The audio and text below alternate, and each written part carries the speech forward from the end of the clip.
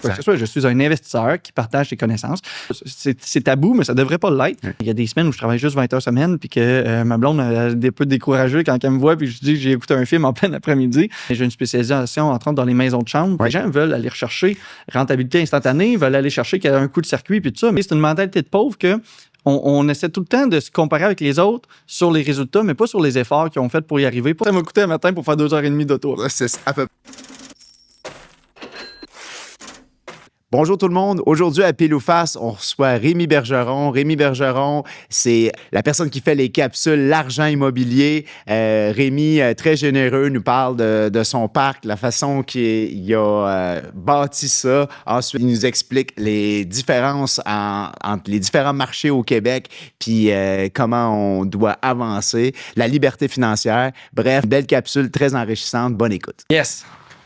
J'ai appris à être très, très unique et très humble. Et c'est pour ça aussi que je mets pas de chemise ou de veston. Puis ça, c'est mon approche. Mais je veux que les gens se connectent vraiment, mettons, puis qu'ils sentent pas que je suis supérieur ou quoi que ce soit. Puis à un moment donné, j'ai comme lâché le paraître. C'est juste, je suis, puis c'est tout. Ouais. Mais je veux dire, puis moi, j'ai pas de rôle professionnel. Là. Fait que c'est là la différence.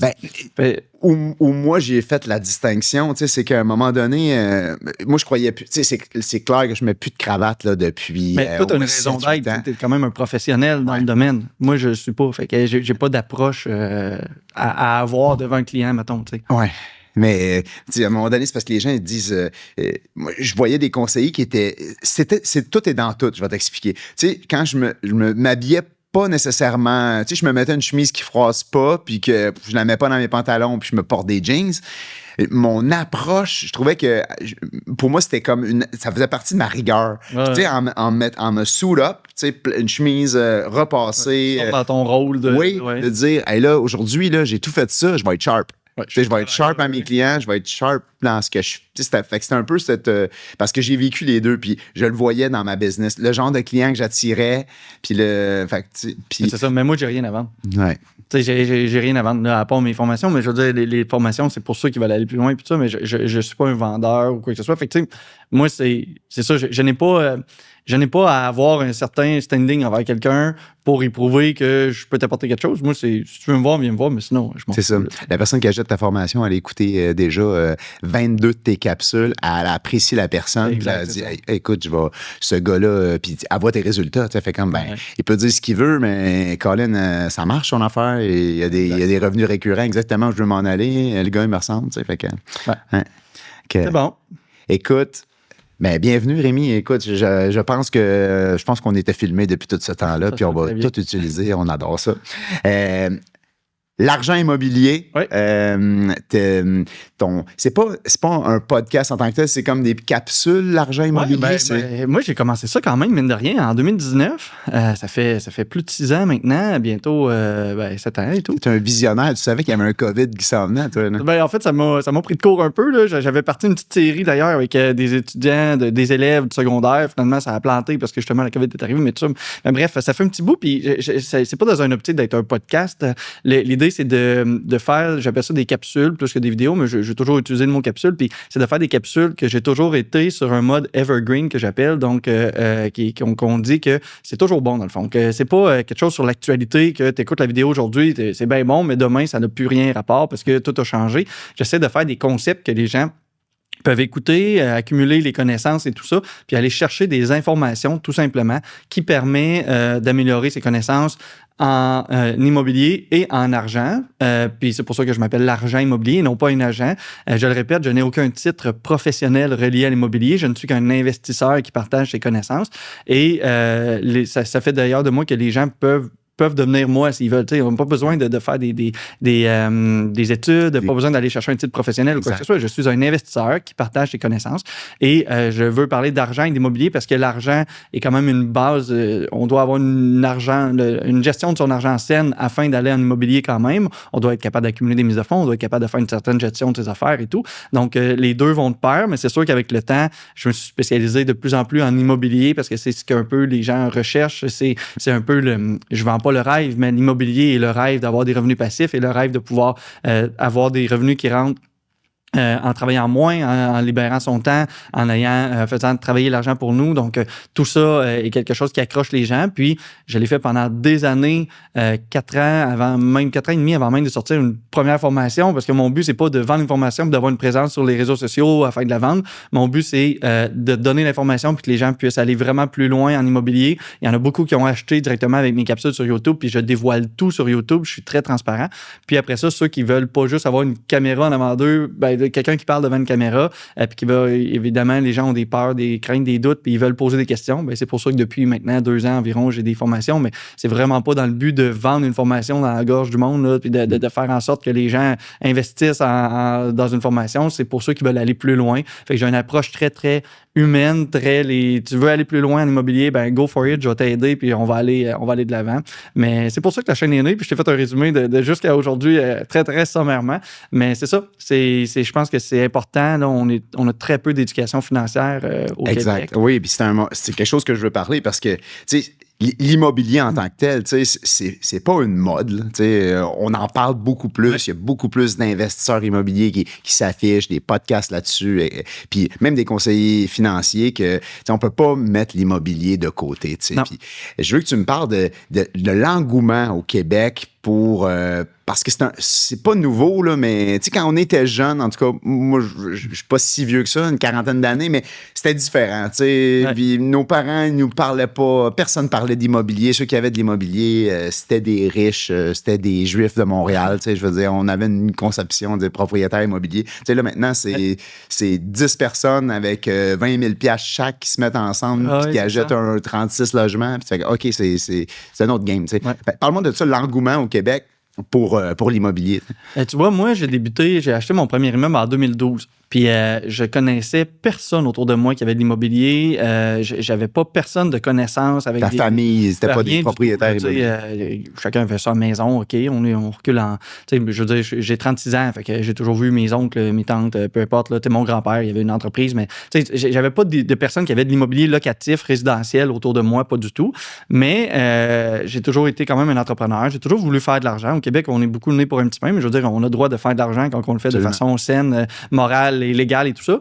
Puis, j'ai toujours voulu faire de l'argent pour faire de l'argent, pour aller chercher une liberté, on en reparlera. Mais l'idée, c'est qu'en 2012, j'ai acheté mon premier duplex parce que j'ai des amis du temps qui l'avaient acheté 1 an d'avance, puis finalement, ils voulaient le revendre, puis ils m'ont juste dit « Rémi, veux-tu acheter un duplex? » Puis j'avais jamais envisagé d'acheter de l'immobilier dans ma vie, mais la seule chose que j'avais compris, c'est que toutes les plus grandes fortunes au monde ont un patrimoine immobilier important. C'est ça. Fait que ça doit être un bon moyen. Fait que j'ai acheté celui-là, puis je dégageais genre 75$ par porte. Fait que c'est un duplex, je dégageais 150 par mois. Mais je me suis juste dit, 150 par mois... Puis, à un moment donné, j'ai comme été 3-4 mois sans jamais y aller. J'ai dit, c'est ça de l'argent passif. Si je le répète puis je viens de l'augmenter, je vais pouvoir arriver à quelque chose. Fait que mon histoire a débuté comme ça. Finalement, j'ai augmenté le nombre. J'ai augmenté aussi la rentabilité par porte. Puis après ça, j'ai amené plus de valeur. Je me suis spécialisé. Puis tout ça. Puis aujourd'hui, quand je diffuse l'information maintenant, ça l'a changé. Puis est-ce que c'est plus difficile qu'avant?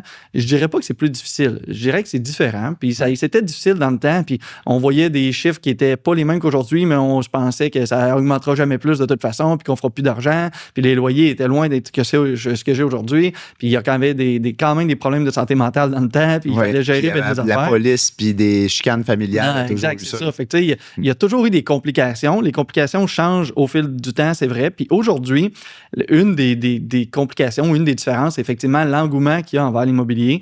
C'est vrai que il y a beaucoup de monde maintenant qui s'en intéresse. Il y a beaucoup, puis tu sais, je fais partie un peu du problème dans le sens que je diffuse l'information, donc les gens, il y a plus de monde qui s'en intéresse aussi. Fait que c'est sûr que... Ça va augmenter les prix, ça?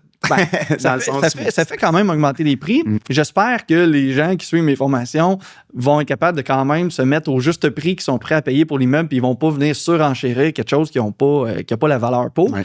Mais l'idée, c'est qu'il y a tellement de monde qui s'en intéresse, puis malgré toutes les formations disponibles, il y a beaucoup de monde qui ne sont pas formés puis qui sont justement prêts à mettre à peu près n'importe quel prix puis d'acheter n'importe quoi à n'importe quel prix, juste dans le but de devenir investisseur pour suivre la mode. C'est comme d'autres choses, ça, c'est dangereux, mais ça leur appartient. Non, exact, c'est ça. Puis, peut-être qu'ils ne réussiront pas, puis peut-être que s'ils le gardent pour 30 ans, ça va bien fonctionner pareil. Mais l'idée, c'est que aujourd'hui, il faut être un peu plus spécialisé. C'est sûr que d'acheter n'importe quoi puis d'espérer que ça fonctionne comme avant, c'est plus difficile. Puis, c'est ça, il y a beaucoup plus de monde, puis effectivement, après ça, les chiffres changent, toute la réalité change mélange au travers, mais c'est d'autres difficultés. Je dis pas que c'est plus facile qu'avant, je dis pas que c'est plus difficile qu'avant, c'est juste qu'il faut s'adapter dans le monde qu'on est rendu aujourd'hui, puis il faut être capable de naviguer là-dedans. Puis une des choses, c'est que s'il y a une opportunité qui sort, ben il faut être prêt. Quelqu'un qui se dit je vais juste regarder une fois par semaine sur Centris, puis c'est la seule affaire qu'il fait, puis qu'il est pas prêt, il a pas sa mise de fonds prêt, il a pas les connaissances, les contacts, il est pas confiant dans ses calculs de rentabilité, il va prendre du temps à analyser et sait pas comment donner, comment faire son offre d'achat.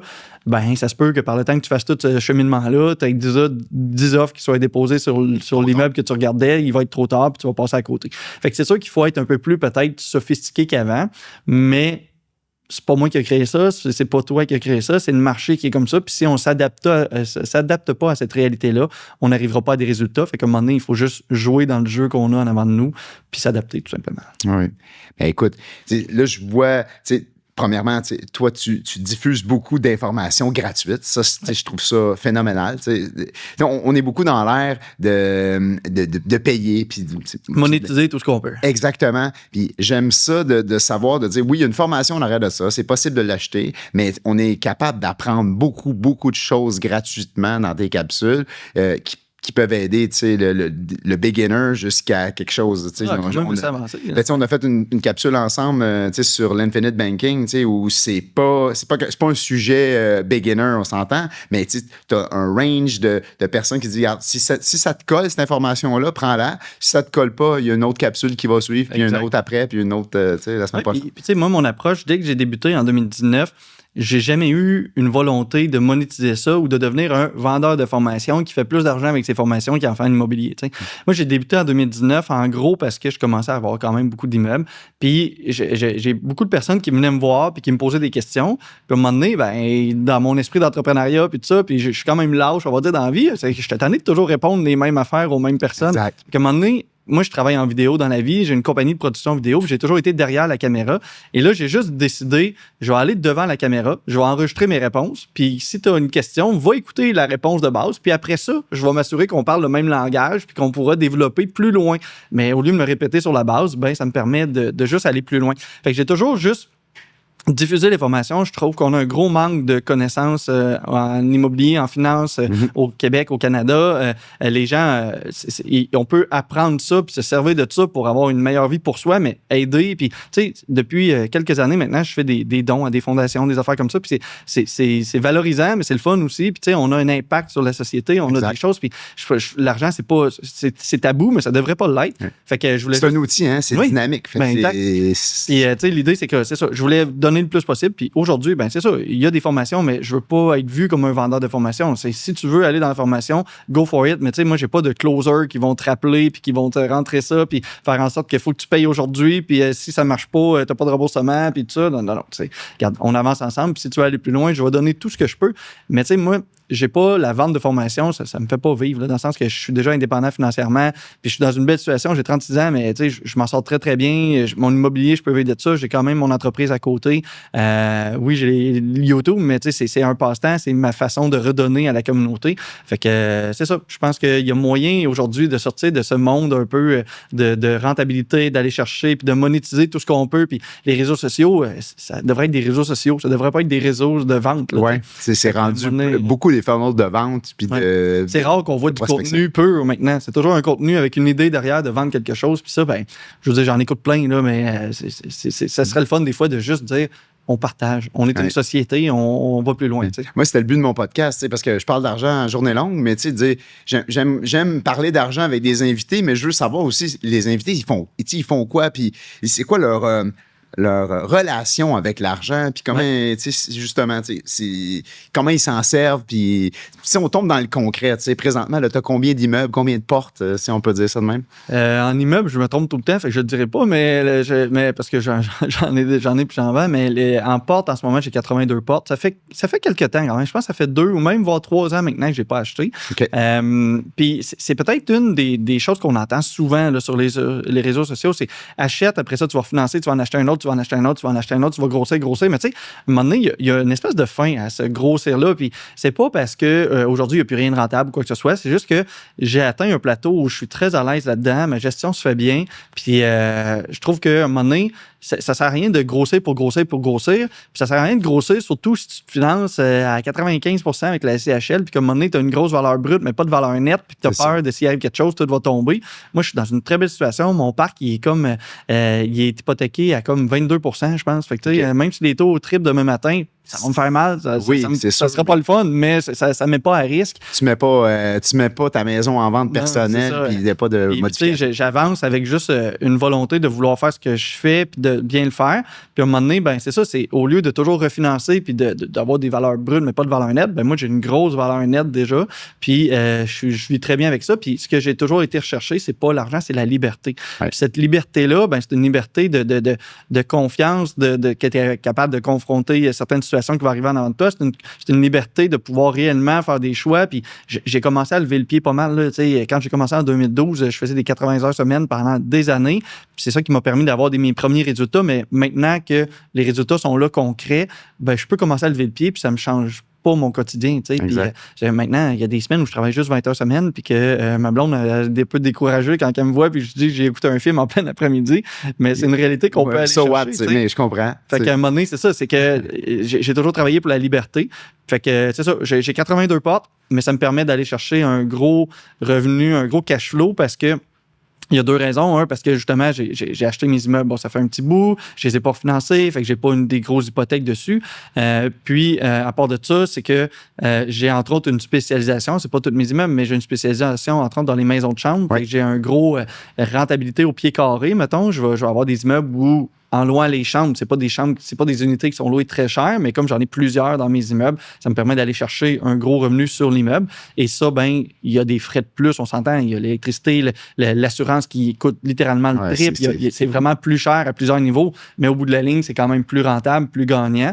Il y a une gestion différente qui vient avec ça, j'en conviens, mais ça permet d'aller chercher, quand tu es prêt à accepter les désavantages, les avantages sont très bénéfiques. Oui. Tu sais, parlons-en justement là, de la gestion. Est-ce que là, tu es 100% gestion, tu fais affaire avec une firme ou c'est toi qui s'en occupe? Moi, j'ai jamais eu de firme de gestion ou quoi que ce soit, mais dès le départ, là, moi, j'ai entre autres des maisons de chambre, fait que si quelqu'un quitte, je fournis tout, même la literie, mettons, mais c'est très, très, très rare que j'ai fait des lits, mettons. J'en ai jamais lavé. Okay. Des fois, je refais le lit parce que la concierge n'avait pas eu le temps de le faire. OK, mais c'est très, très, très rare. Mais tu sais, j'ai toujours eu concierge, puis très vite, mes erreurs ont été, mettons, d'avoir une concierge qui habitait sur les lieux. Vraiment pas une bonne idée. J'ai des concierges externes qui vont dans mes immeubles. J'ai des hommes à tout faire. Puis, tu sais, j'hésite jamais,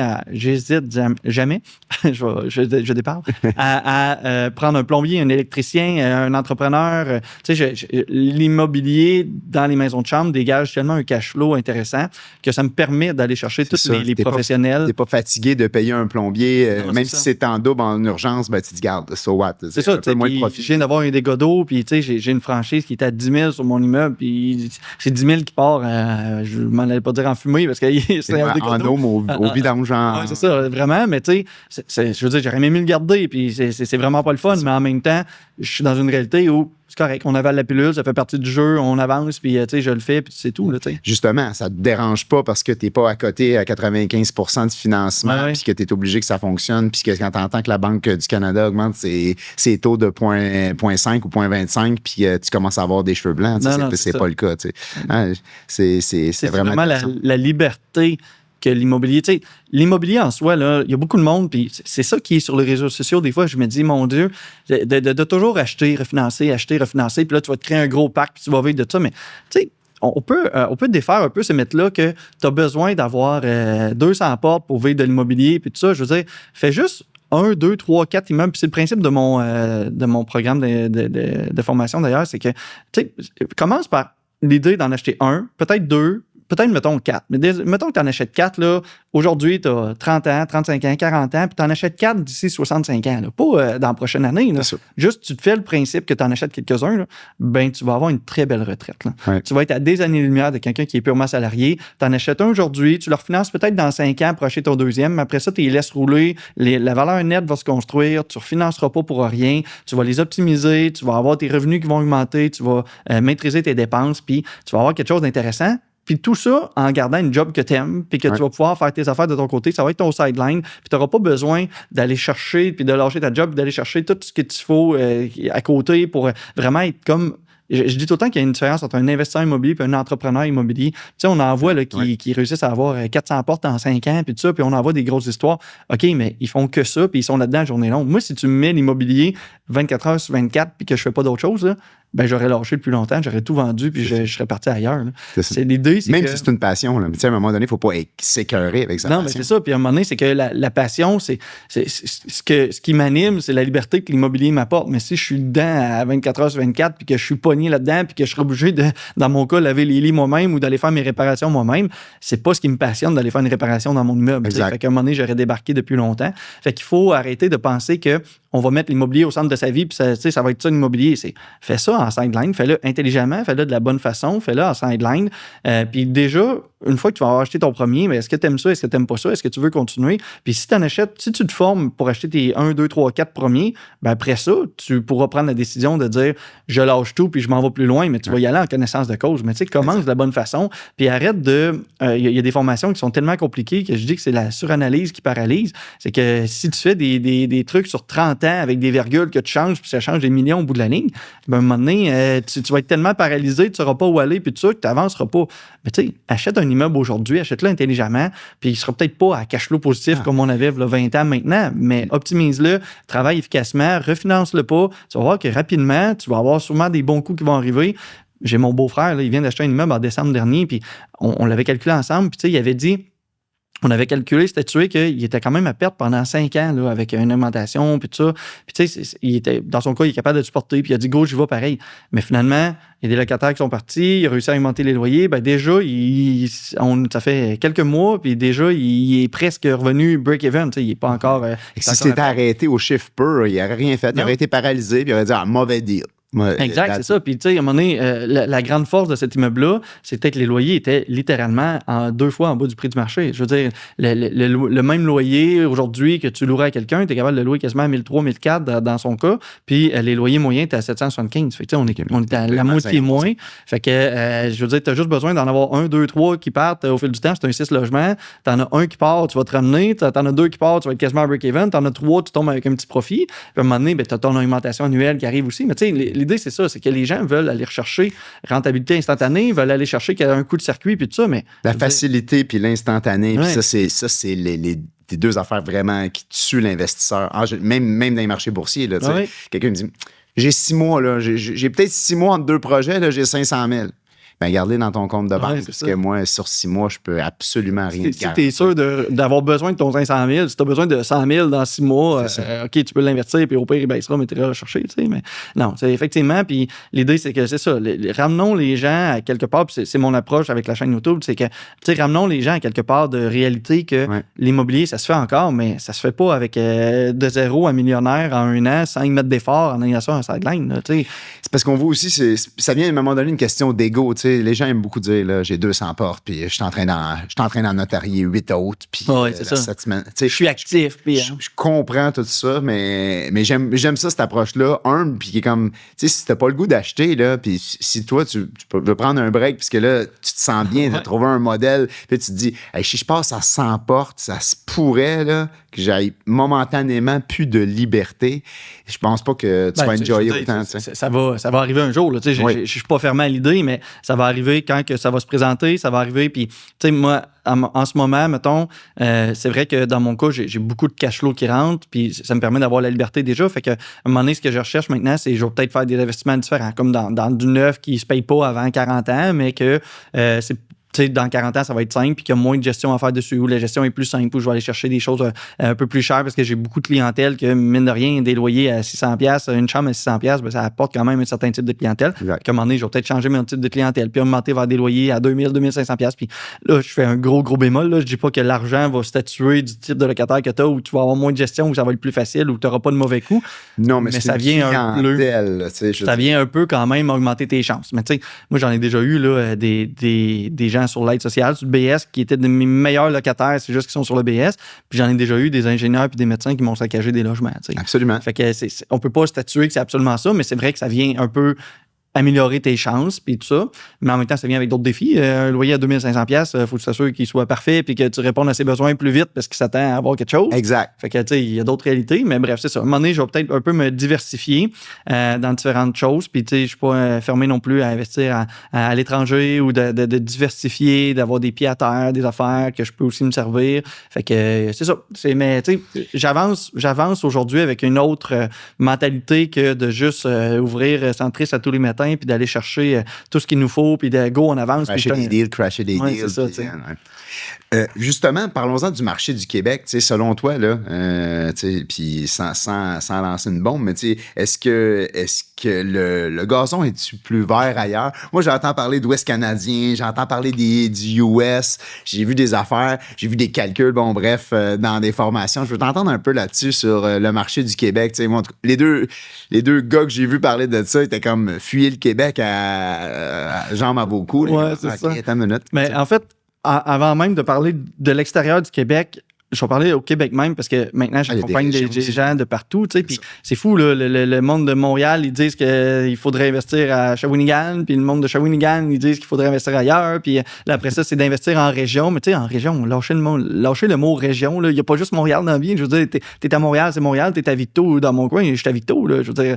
maintenant, oui, c'est des marchés différents, mais c'est pas des régions. Puis on n'est pas différent du monde là-bas. Puis tu sais, ton loyer, peut-être que ton immeuble va être vendu 2 fois plus cher à Montréal, mais ton loyer, il sera probablement pas 2 fois plus cher. Fait qu'à un moment donné, ta corrélation entre les deux va faire que ça va être moins rentable en cash flow. Peut-être que plus tard, il va avoir pris plus de valeur, mais il faut que tu sois capable de le supporter d'ici là. Puis c'est pas vrai que tu vas vraiment faire énormément plus d'argent à Montréal que ce que tu peux faire ailleurs si tu combines ton cash flow puis des réinvestissements puis t'en achètes d'autres. Ouais. Fait qu'à un moment donné, juste à même pas Montréal, mais à même le Québec, le marché, le monde pense des fois, puis tu sais, c'est niaiseux parce que j'ai du monde dans ma formation qui sont de Montréal, qui veulent investir à Québec parce qu'ils trouvent que c'est mieux, puis j'ai du monde de Québec dans ma formation qui veulent investir à Montréal parce qu'ils disent que ça va être mieux, tu sais. Puis je suis comme, tu sais, c'est bon partout. Parlez-vous, je pense. Ouais, c'est ça. Puis l'idée, c'est que je dis tout le temps, investissez d'abord dans votre marché, puis quand tu investis dans ton marché, c'est pas nécessairement là où tu habites, puis là où tu veux aller chercher, genre autour de toi, de ta maison, à 10 minutes, puis tu fais un rond, là. C'est investir dans le marché que tu connais. Même si tu es à Montréal, puis tu veux investir à Québec, ben apprends à comprendre le marché de Québec, puis investis à Québec une fois que tu auras compris. Puis tu sais, c'est quoi le mot, ne serait-ce que les bons MRB, puis les affaires très, très de base, là, mais au moins, tu vas être capable de donner une idée. Parce que je dis tout le temps dans mes formations, c'est si je te dis, va acheter un duplex en Gaspésie à 150 000, ben, quelqu'un de Montréal, il va capoter, il va aller sauter dessus, il va dire un duplex à 150 000, ça n'a aucun maudit bon sens, tu sais. Exact. Mais en même temps, peut-être qu'il est beaucoup trop cher pour ce que c'est en Gaspésie parce qu'il est soit qu'il est en décrépitude ou soit que les revenus sont pas là ou que la valeur du marché là-bas n'est pas de même. Fait que, à un moment donné, il ne faut pas juste se dire c'est moins cher ailleurs en termes monétaires, mais c'est en termes de valorisation, en termes de rentabilité que tu vas aller chercher. Fait que ça, c'est une des premières choses. Puis l'autre chose, je dirais pas c'est qui, mais tu sais, il y en a un qui vend des formations puis qui dit acheter au Nouveau-Brunswick. Puis là, il n'y a pas de tribunal là-bas, puis les prix sont comme à Montréal, il y a 20 ans, puis ça va exploser, puis tout ça. Puis c'est fou, là. Je connais du monde qui ont acheté des immeubles au Nouveau-Brunswick sans jamais aller le voir, l'immeuble, puis que là, tu rentres dans le réseau du gars qui fait la formation, puis que tu vas passer par son notaire, tu vas passer par son courtier, puis toutes ses affaires pour acheter. Puis là, tu achètes un immeuble sans jamais l'avoir vu, puis il va te promettre que ça va donc être plus rentable, puis tout ça. Mais j'ai reparlé avec le gars, ça fait déjà 6 mois, 1 an qu'il l'a acheté, puis c'est pas vraiment différent d'ici, puis tout ça. Puis, tu sais, il a jamais vu l'immeuble, puis il faut qu'il se fie sur la personne. Puis à un moment donné, je suis comme, ça, c'est quasiment un gambling plus qu'un investissement. Là, un investissement immobilier, ce qui est le fun, c'est que tu as le contrôle sur tes affaires. Tu peux décider ce que tu fais, tu décides de la façon que tu le fais, puis tu peux décider d'améliorer, tu peux décider de laisser dégrader ton parc si tu veux, c'est toi qui choisis.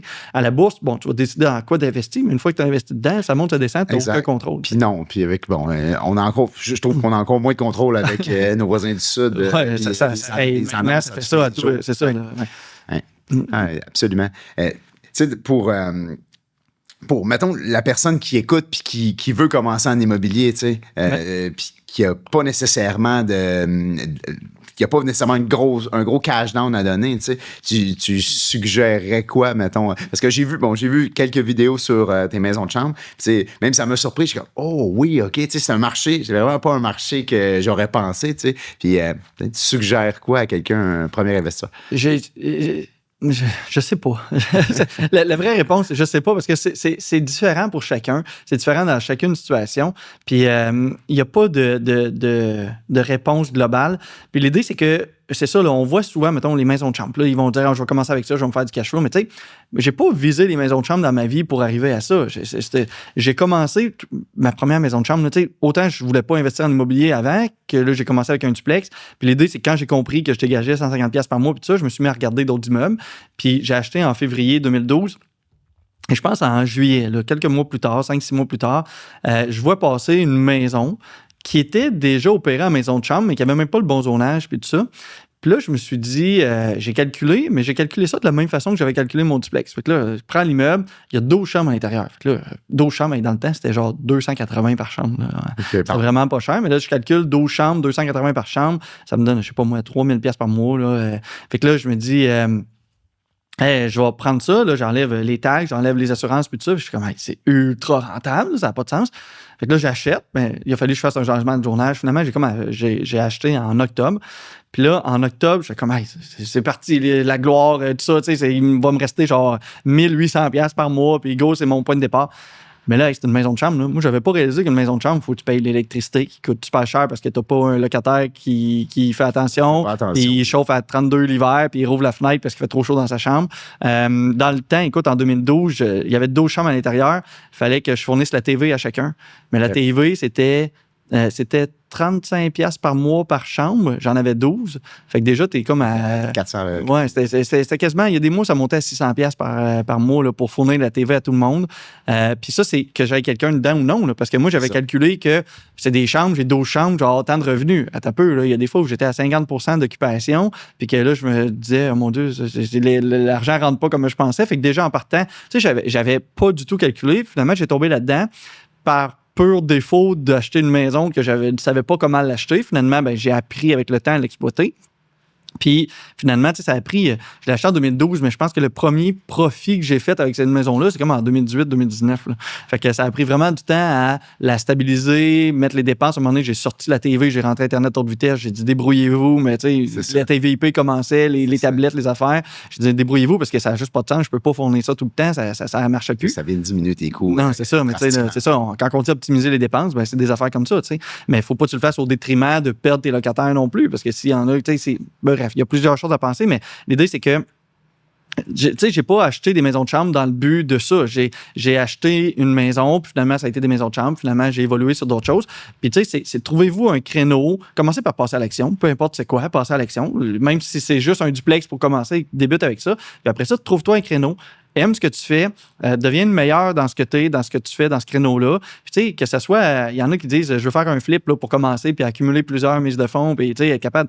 Mais faire un flip aujourd'hui, c'est différent que c'était avant. Les réglementations ont changé. Ça prend des licences, ça prend une détention plus longue, sinon tu es imposé différemment. Fait que, tu sais, il y a plusieurs réalités qui ont quand même changé. Puis, comme je dis tout le temps, il faut jouer dans le jeu d'aujourd'hui. Mais l'idée, c'est que commence par passer à l'action. Après ça, tu vas découvrir des affaires, tu vas avancer. Puis, il faut arrêter de juste penser que c'est meilleur d'une façon différente. Tu sais, acheter l'immobilier, un peu duplex aujourd'hui, c'est différent qu'avant, mais ça fonctionne encore. Mais ça ne sera pas si merveilleux que ça si tu achètes une maison de chambre. Ça ne sera pas si merveilleux que ça si tu essaies de faire 22 flips. Tu sais, ça va tout apporter des conséquences, puis des bons, puis des moins bons coups. Mais à un moment donné, il faut juste débuter. Puis la chose, c'est... Il y a une phrase que j'aime beaucoup, c'est « Est-ce que tu aimes mieux avoir 100% de rien ou 50% de quelque chose? » C'est qu'à un moment donné, oui, aujourd'hui, les chiffres en valeur absolue, ça reste quand même plus élevé que c'était avant. Fait qu'évidemment, si tu as besoin de ramasser, tu sais, quelqu'un qui commence avec 20 000$, il va trouver ça rough parce que juste les frais de départ, tu n'auras pas le choix de trouver des partenaires. Autant financier avec du financement privé que vraiment de l'aide. Exact, c'est ça. Puis, tu sais, à un moment donné, c'est avance en équipe, trouve-toi du monde. Puis avancer en équipe, c'est pas juste de dire t'es allé dans une soirée, t'as croisé un gars, t'as 100 000, j'ai 100 000, on va avancer 50-50, ça va fonctionner. Là, ça prend une complicité, ça prend quelque chose. Moi, j'ai du monde qui m'écrivent très régulièrement. Rémi, j'ai un projet, veux-tu embarquer avec moi? Mais je suis comme, je te connais pas. Au-delà du projet, même si je fais 100% de rendement, je te connais pas. Avant d'embarquer avec toi, on va au moins aller prendre un café. T'sais.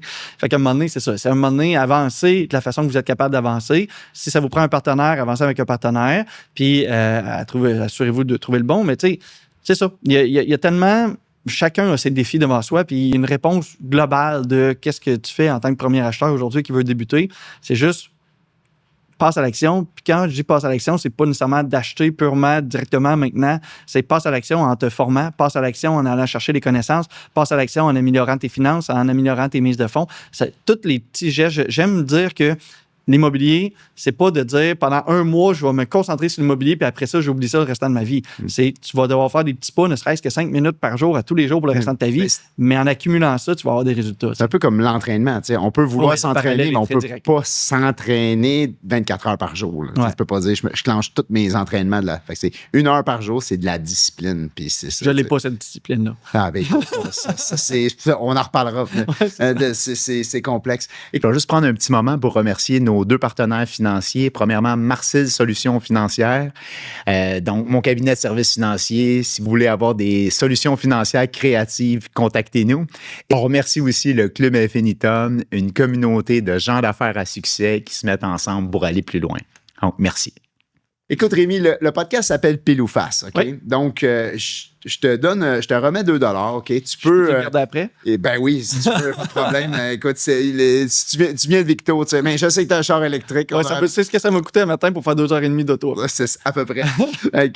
Mais en gros, écoute, tu peux le flipper, tu peux le tourner. Idéalement, je pense que c'est mieux de le tourner parce qu'on a eu des crashs, des mauvaises expériences à travers le temps. Écoute, je vais te poser, si c'est pile, je te pose une question. Si c'est face, une autre question. Je t'avertis pas de la question, bien sûr. C'est quelle la plus crunchy, mettons? Dans ce cas-ci, attends une seconde.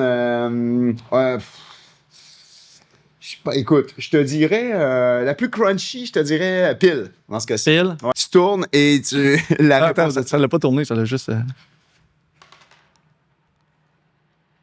Ça semble être une face. Ça semble être une face. Mais écoute, ma question. Pas trop l'autre après. Oui, ben, c'est sûr que je vais te la poser quand même de toute façon, mais écoute. Parler de contenu financier en général, tu parles d'immobilier, mais beaucoup de finances, tu sais, au Québec, est-ce que c'est une opportunité ou c'est un piège selon toi? C'est une opportunité. C'est une opportunité de faire connaître aux gens la finance, l'immobilier, puis tout ça. En même temps, c'est sûr que ça l'a un peu...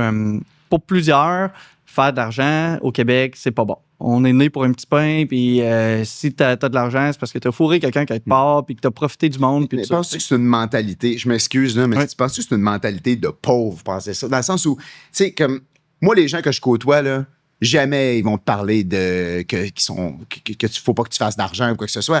Tu sais, on regarde tous du même côté. C'est pas des capitalistes finis, là. Mais c'est comme, non, mais c'est normal que ça aille bien, puis c'est normal que tu avances, c'est normal que tu t'achètes, que tu avances. C'est purement... je dirais que c'est une mentalité de pauvre, puis pas nécessairement pauvre financier, c'est une mentalité de pauvre que on essaie tout le temps de se comparer avec les autres sur les résultats, mais pas sur les efforts qu'ils ont fait pour y arriver, pas sur les risques qu'ils ont fait pour y arriver. Fait que oui, tu veux la grosse maison, mais tu veux rester à ta job de nuit dans une usine, puis pas investir, puis pas prendre le temps de peut-être pas faire Cuba 2 fois par année, puis de prendre l'équivalent d'un voyage, puis de le mettre en mise de fonds sur un immeuble, puis tout ça. Fait qu'à un moment donné, c'est pas la mentalité financière que le monde sont pauvres. C'est la mentalité de faire les efforts pour les résultats qu'on voit qui sont mis de l'avant.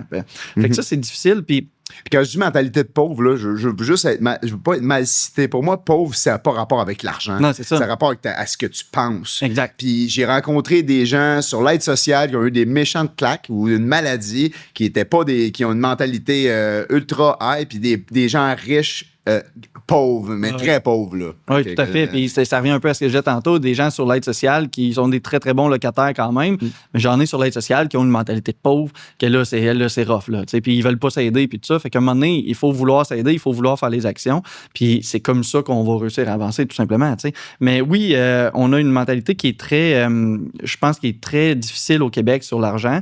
Puis, tu sais, des fois, ça peut avoir une espèce de d'arriérage sur ce que je fais ou ce que je dis. En même temps, je peux pas plaire à tout le monde. Puis une des choses peut-être tu sais, j'ai une chaîne YouTube, elle a toujours grandi organiquement. Je suis pas la plus grosse au Québec en termes d'abonnés, mais j'ai jamais été non plus polarisé ou polarisant. J'essaie juste de montrer des choses evergreen.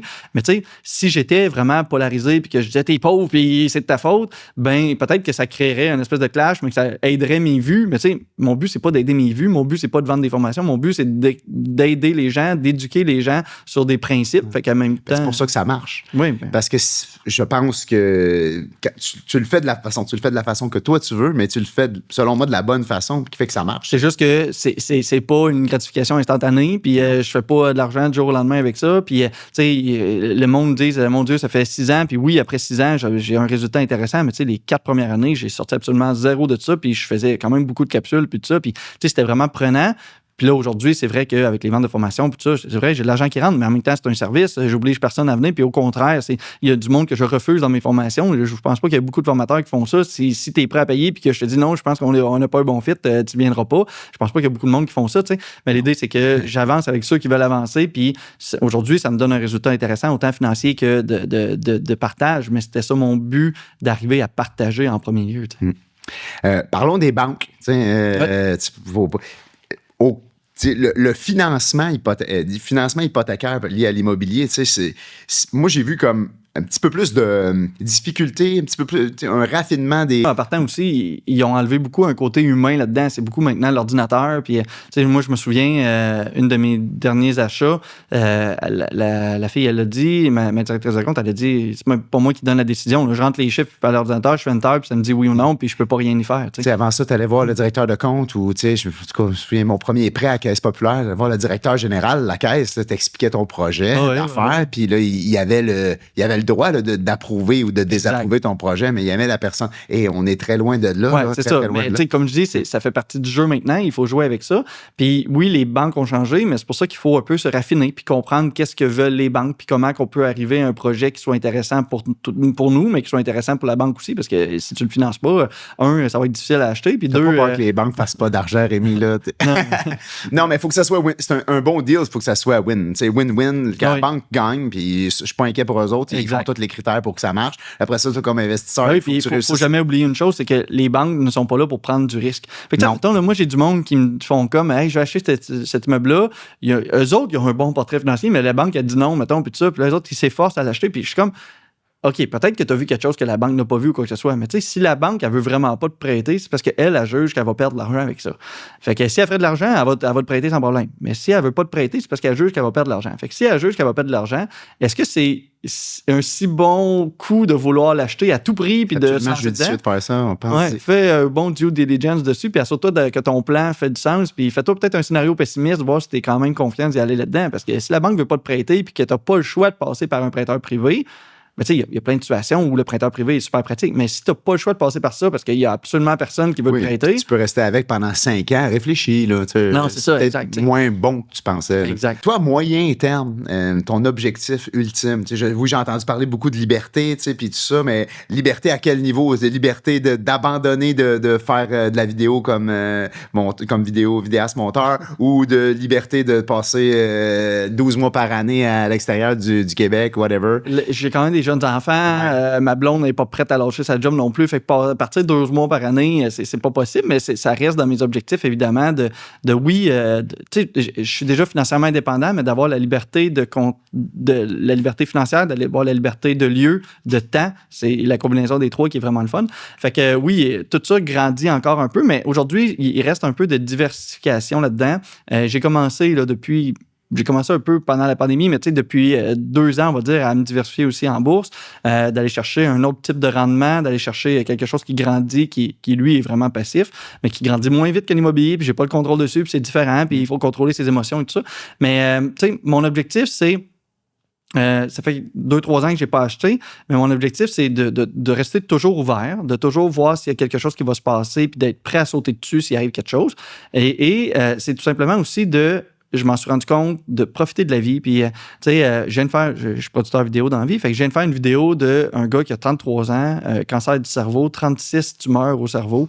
Puis, il a passé des jours très difficiles. Il était aux soins palliatifs. Finalement, ils ont trouvé un traitement expérimental en cancer. Aujourd'hui, ça va très, très bien, mais il est sur du temps emprunté, puis il ne sait pas quand est-ce que ça peut arrêter. Tu sais.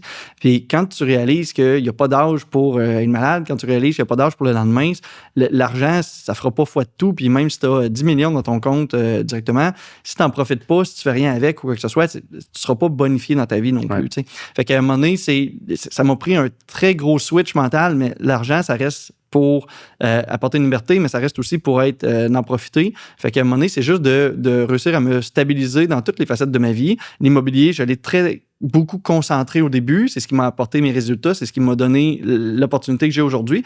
Mais j'étais débalancé dans mes relations sociales avec les autres. Ouais. J'ai perdu mes amis du secondaire, du cégep. J'étais tellement focusé sur quelque chose que ça m'a un peu enlevé le reste. Fait qu'aujourd'hui, j'essaie de retrouver cet équilibre-là. Mais ce qui est le fun de l'immobilier, c'est que maintenant, les efforts que j'ai faits beaucoup, ben aujourd'hui, je travaille beaucoup, beaucoup moins en relation avec ça, mais ça rentre beaucoup, beaucoup plus qu'avant. Ouais. Fait que la courbe en immobilier est vraiment le fun. Au début, tu y crois pas, tu y vois pas bien, puis tout ça. Puis quand tu achètes un duplex, puis tu perds de l'argent dessus, puis c'est pas le fun. Mais moi, ça fait 14 ans, bientôt 15 ans que j'ai commencé. Ben, je veux dire, déjà, je suis comme la courbe exponentielle qu'on voit tout le temps dans les tableaux. Mine de rien, on avance tout. On a tout un an à chaque année qui avance. Puis si tu commences aujourd'hui, tu vas avoir des résultats plus tard. Mais si tu commences pas aujourd'hui en te disant que c'est trop cher, si tu commences pas aujourd'hui en te disant que ça n'a pas de sens, que tu n'as pas les moyens, que tu n'es pas prêt à mettre les efforts, que tu vas le faire quand les enfants vont être plus grands, quand tu vas le faire quand tu vas avoir une meilleure job, un meilleur revenu, une augmentation de salaire. Il se passera jamais rien. Il se passera jamais rien. Puis tu vas arriver dans 10 ans à la même situation que tu es aujourd'hui. Fait que c'est de passer à l'action avec les éléments d'aujourd'hui. C'est ça qui apporte les résultats. Puis aujourd'hui, les gens, ils veulent se lancer en immobilier parce que c'est une mode, mais fais-le pas parce que c'est une mode, parce que tu vas le faire longtemps avant d'avoir un résultat. Oui. Puis il y a beaucoup de gens qui restent stagnés au premier investissement immobilier parce qu'ils se sont mis à la gorge, parce qu'ils ont acheté quelque chose qu'ils pensaient que c'était merveilleux. C'est quand même pas mauvais. Pas refinançable. Mais c'est pas mauvais quand même. Garde-le 30 ans, cet immeuble-là, tu vas être content en maudit. Exact. Tu as quand même fait un move, tu devrais être fier de toi. Après ça, si tu as fait un move qui était moins bon, ça va peut-être te ralentir financièrement, ça va peut-être te ralentir dans la durée, ça va peut-être te ralentir dans les complications que tu vas avoir, mais tu as déjà fait un move. Puis enrichissant, en tout cas, autant en termes de connaissances que de dire, est-ce que c'est fait pour moi? Puis, exact. Rémi, c'est déjà la fin de l'émission. Merci beaucoup. Ça va très vite. Merci beaucoup pour ta générosité. Merci d'avoir fait 2h30 de route pour venir au studio ici. Un plaisir. J'apprécie beaucoup. Et on se reparle bientôt. Yes!